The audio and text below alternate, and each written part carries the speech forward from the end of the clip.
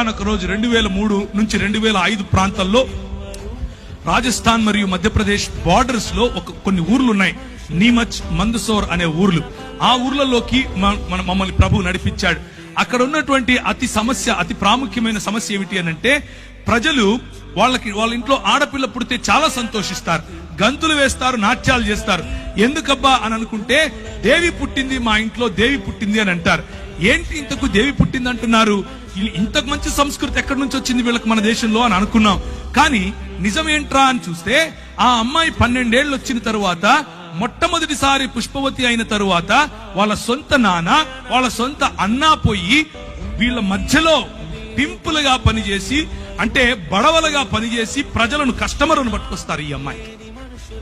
ఇది ఆ సంస్కృతి, ఈ విష సంస్కృతి. ఏంటి ఈ విష సంస్కృతి అనంటే, నువ్వు ఈ కులంలో పుట్టావు, నీ పనే నీ ఒళ్ళు అమ్ముకోవటం, 12 ఏళ్ళు దాటంగానే నీ ఒళ్ళు అమ్ముకొని తీరాలి అని చెప్పి నేర్పించినటువంటి సంస్కృతి.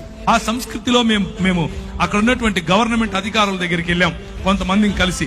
అయ్యా, మరి ఇలాంటి బాచడా మరియు బేడియా అనే సమాజాలున్నాయి, వారి మధ్య వెలుగు లేదు, వారి మధ్య విద్య లేదు, వారి మధ్య పడుపు వృత్తి ఉంది, తెలియనటువంటి రోగాలు, సెక్షువల్లీ ట్రాన్స్మిటింగ్ డిసీజెస్ ఎన్నో వస్తున్నాయి, ఎలా చెయ్యాలయ్యా అని అంటే, ఆయన అంటాడు, అది వారి కర్మ.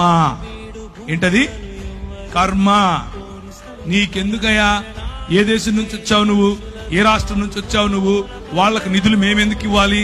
అది వాళ్ళ వృత్తయ్యా, వాళ్ళు సంపాదించి ట్యాక్సులు కడతారు మాకు అంటాడు. ప్రభువా, ఏం చేయాలి? పరిశుద్ధాత్ముని శక్తి, పరిశుద్ధాత్ముని బలం ప్రభుత్వాలతో కూడా మాట్లాడటానికి మనకు శక్తినిస్తుంది. ఆ 2003లో చూసినటువంటి ఆ సన్నివేశం మా మనసులో నిండిపోయింది. మేమందరం కలిసి ఒక ప్రణాళిక తీసుకొని వచ్చాం. ఈ రోజు 2019కి వేలకు పైగా ఆ బాంచడా సమాజానికి చెందిన వారు, చదువుకున్న వారు ఉన్నారు. వేలకు పైగా పడుపు వృత్తిని వదిలేసిన వారు. వారి మధ్యలో స్కూళ్లు స్థాపించాం, వారి మధ్యలో ఆలయాలు స్థాపించాం, వారికి పరిశుద్ధాత్మ దేవుణ్ణి పరిచయం చేశాం.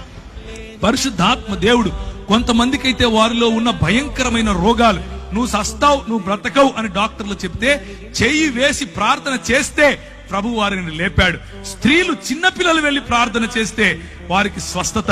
ఇలాంటివి ఎన్నో కార్యాలు పరిశుద్ధాత్మ దేవుడు బోర్డు పెట్టుకొని అమ్ముకోవాల్సిన అవసరత లేకుండా చేయగలిగినటువంటి గొప్ప దేవుడు పరిశుద్ధాత్మ.